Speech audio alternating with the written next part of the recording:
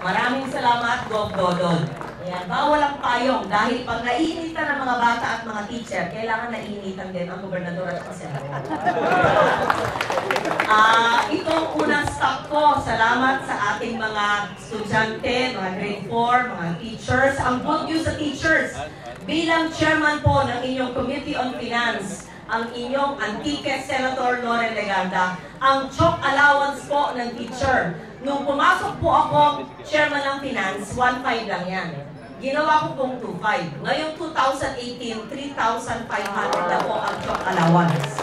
Pangalawa po, sinabi po ni Pangulong Duterte na gaya ng ginawa po namin ni Pangulong Duterte na dinoble ang sweldo ng sundalo at pulis, lahat ng combat pay dinoble. Pati mga teacher, sabi lang isang araw sa akin ni Pangulong Duterte, gusto ko gawin para sa mga guro ang ginawa natin para sa mga sundalo at pulis na linagyan ko po ng 62.8 billion ang sweldo ng sundalo at pulis. Sa 2019, susundin ko ang kautusan ni Pangulong Duterte para doblehin ang sweldo ng ating mga teachers.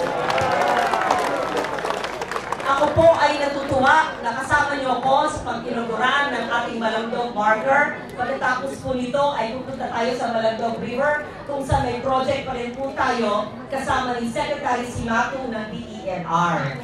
Ito pong Malandog River ay at Marker ay napaka-maskaysayan sa ating lahi, sa ating probinsya, sa ating rehiyon, sa ating bansa. Kaya natutuwa ako na ang Tourism Office, ang NCCA, ang provincial government, ang DepEd ay nagkakaisa para bigyan ng marker, para mabigyan po ng halaga ang kasaysayan ng pagdating ng mga Borneo, Datuk.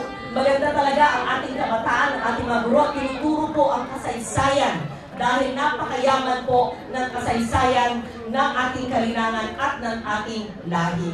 Kaya proud na proud ako pag sinasabi po, ang Senator from Antique, ang kauna-unahang chairman ng Committee on Finance na taga Region 6 na taga Antique, ang inyong kasimanwa na si Senator Loren Legarda.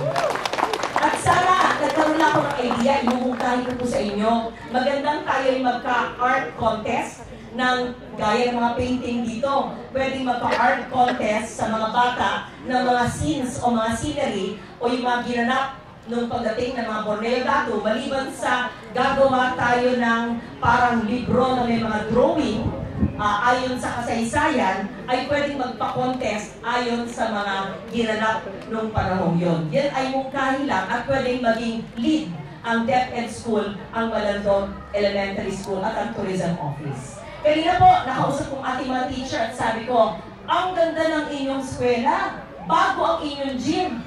Hindi ko na kayo bibigyan. Maganda pala eh.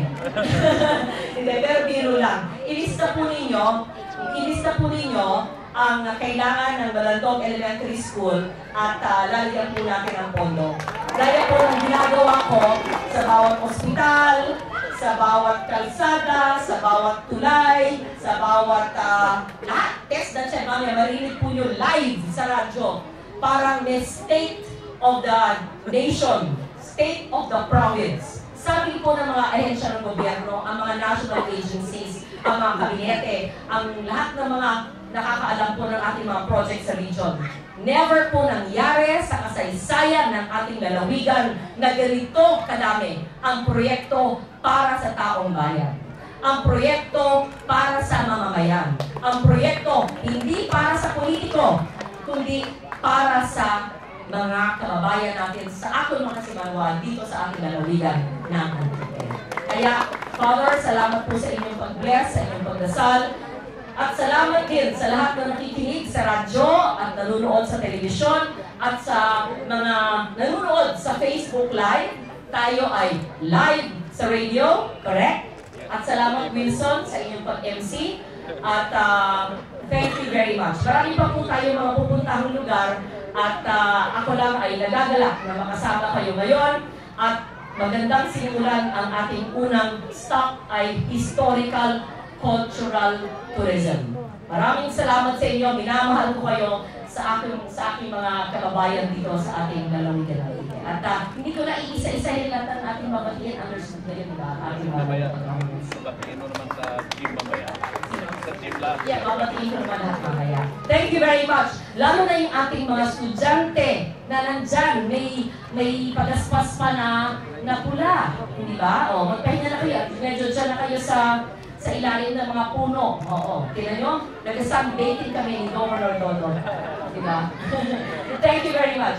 Sa Malandog River na tayo. Si Secretary Cimatu ay kausap ko kahapon. Nasa Boracay siya kahapon, nag-inspeksyon kasama ni Secretary Teo. Nagaling daw siya dito 2 weeks ago. Kung ako hindi nagkakamali, ang pinondo namin ni Sec Cimatu dito ay 40 million. I think we put 40 million sa Malandog River na magiging tourist spot yan.